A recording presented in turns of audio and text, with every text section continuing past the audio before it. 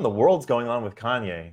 For a long time he was quiet and he pops up and then he's quiet. And recently his anti-Jewish hatred has just been spewing nonstop. Take a look at this clip with Dennis Prager and Patrick and David talking about just what is going on with this guy. But before we watch this clip, hit that subscribe button over there in the corner. We'd love to stay in touch. Check this out. Dennis, as a Jew yourself, when you saw what was going on with Kanye and the things he was saying, and then boom, Adidas, and his marriage, and everything you listen to, his comments about Hitler on Alex Jones, and now he's been kind of low-key for the last 6 weeks, which I think is a great idea. The fact, whoever he listened to, good for him to kind of taking a break.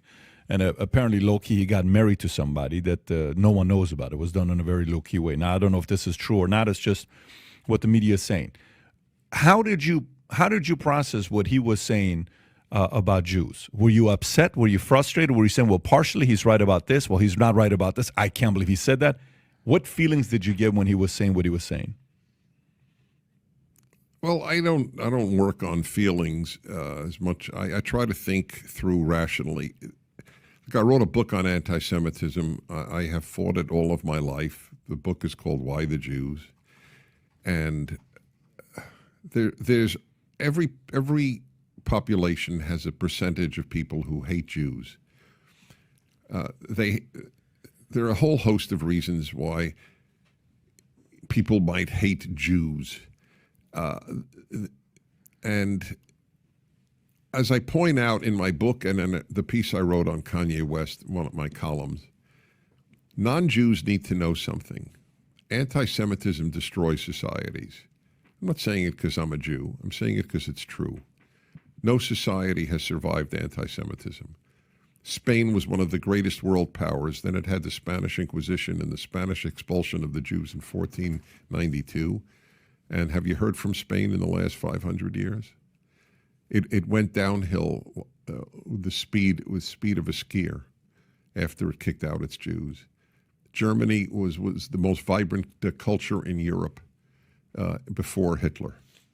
Most vibrant in the arts, in philosophy, in science. And then they had the Holocaust. What do you hear from Germany? Volkswagen? I mean, what the economy is? Can people even name a living German? It's not to mention what was done to Germany as a result of Hitler being in power.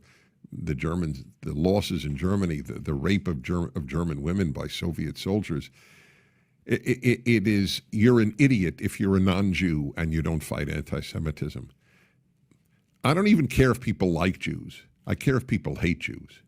You don't like Jews? Don't like Jews? Fine. It doesn't. Everybody has a pet group that they may not like. Okay, the Germans didn't like the Poles didn't like the Russians don't like the Ukrainians. Everybody dislikes his neighbor. The British didn't like the Irish didn't like the British. It doesn't mean a damn thing. Jokes I used to hear that were called Polish jokes, when I went to England, the exact same jokes, but it was the Irish. The exact same joke. That was what was so funny about it. So it's dislike or don't like and hate. They're a very, very, very different thing. If a man can say Hitler was a good man, he is a sick poop. He's a sick puppy. I mean, there's something very scary about such a human being. And by the way, if you have to be a Jew to be offended by that, if somebody said Stalin was a good person, I would think the person is a sick puppy too. And it wasn't Jews who Stalin went after mostly. He killed 6 million, 5 million Ukrainians deliberately, plus 30 million Russians in general. But how many Americans died fighting Hitler? Isn't that an insult to all the Americans who died in World War II? Oh, Hitler was, oh, really? So these Americans died in vain. If Hitler was a good guy, then your grandparents who died or fought, they died in vain. They fought in vain. They got blinded or shell-shocked in vain. But people don't have they don't have either courage or a moral compass to distinguish between good and bad. So you don't like Jews, you don't like Jews, fine. I'm not asking you. As I said, I'm repeating myself, forgive me. But hating Jews is a very bad thing. Dennis, what's the difference between a Jew saying there are still people who hate Jews versus a black a person on the left saying there are still people who hate blacks? Yes, there are people who hate blacks. That's correct. But there are people who hate every group. Therefore, what? The question is how many? What percentage of whites in America hate blacks? It's tiny. The percentage is tiny. Okay. What was it? Larry Elder, who he could reel off these statistics. If you woke him up at 3 a.m., he's gifted in that way. I'm not gifted in that way to know statistics by heart, but he shows how many whites voted for Obama, and that. What was it? The percentage of whites who voted for Obama was smaller than the percentage of whites who voted for some white candidate. I don't remember what it was. This is the least racist, multi-ethnic country on the face of the earth in the history of the world. Here's a statistic no kid at Harvard knows. Okay, at Harvard, I'm picking the creme de la creme, and that is that ask a kid at Harvard. How many slaves, how many black slaves were brought to the United States in the transatlantic slave trade? And then ask them, how many blacks came to the United States voluntarily in the last 50 years? The first one is 360,000. The second number is 3 million. Are they stupid, by the way? If America is systemically racist, every black who moves here is an idiot. You can't have it both ways. And as I always say, any Jews moved to Germany in the 1930s? Not one. Right? Because that was systemically racist. Blacks moved to the United States because it's the best country on earth for a black to live, period. And they know it.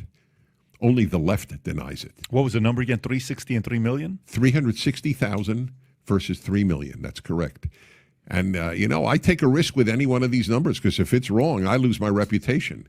But I've been broadcasting 40 years, and truth is my number one goal. Those are the data. And you know where I got the data on the 3 million from? William Safire in the New York Times in the 1980s. That's the amazing thing. That's where I got it. Last thing here, a couple minutes. So, Holocaust, you got slavery, okay? We're not comparing two different tragedies, so that's not what we're going to be doing. We're not sitting here and saying which is worse, which is this. I'm not doing that. I would. By the way, I believe in gradations of evil. Slavery is despicable and evil, but in the final analysis, you could at least live. In the final analysis, the Jews weren't slaves. Jews would have given their right arm to be slaves. They were exterminated. There is a difference, and people need to know that. I do make moral distinctions. If we don't, we lose our humanity. That's not the question I was going to. My question wasn't that. My question was going to be, why after such a dramatic event that happened to Jews, okay, with the intentions of wanting to eliminate every single Jew on the face of the planet, right? This is what Hitler's vision was, right? Why is it years later, after a crisis like that, what values and principles helped Jews pretty much own Hollywood, do well in business, do well in life? Oh, I'll tell you, I have the answer go for for you. it. Yeah. They didn't see themselves as victims. It is the most paralyzing thing in black life, what the left is doing to blacks. The left hates you blacks. No, they don't hate you. They have contempt for you. Telling you you're a victim is paralyzing. Jews did not walk around thinking they're victims even after the Holocaust. Why not? Because they knew it is completely self-destructive. How did they know? I don't know. It's a great... Well, maybe because of the Jewish tradition has always been, we take responsibility for our own suffering. So why wouldn't the media try to target the Jews to make them feel victims? How come they didn't succeed with Jews? The media doesn't have contempt for Jews. It has contempt for blacks. Why not, though? Why not? Because the left has contempt for blacks. Because they use them. They don't use Jews. Why? Why can't they use Jews? If they can use any sect, they would do it. So why can't they use Jews? Well, Jews are disproportionately on the left. I mean, there's no way around it. So in effect, there's no need to keep. They already have them in a sense. Yeah, in a sense, yes. I got you. I got you. Interesting. I'm sorry to say. Yes, it's the victim mentality that keeps a person in prison. If you believe that you cannot do something then you will not do something. You have to believe that something is achievable, that something is doable in order to be able to do it. But if you're told right from the time that you're a young child that you're a victim and the world is out to get you, chances are your chances of success become greatly reduced. One of the things that are taught in our tradition is that when the Israelites were fleeing from Egypt and the Egyptian army was chasing after them, they were confronted by the sea. So they had the sea in front of them, the Egyptian army behind them. They didn't know what to do. They started doubting. They called out to Moses. They said, Moses, there weren't enough graves in Egypt. You had to bring us out here to die at the hands of the Egyptians. And it was at that moment that eventually the sea split and the Israelites walked free. The question that's asked is, how is it that they doubted? They were in Egypt. They were miraculously brought out by the hand of Moses. They saw God have his hand upon them and bring them out on the wings of angels. And the plagues and all of the miracles that they witnessed happen. How could they doubt that God was just gonna not just leave them there to die? And one of the answers that our sages teach is that it's not that they didn't believe in God at that moment. They didn't believe in themselves. They didn't believe that they were worthy of having God's hand upon them and to be rescued. They certainly believed in God. They didn't believe in themselves. A key to being what you're supposed to be in this world is believing in yourself. And if I think of myself as a victim, as opposed to a victor, someone that God has given a specific purpose to, I'm doomed for failure. If you like this content overall, hit that subscribe button over there in the corner. We'd love to stay in touch. Take care.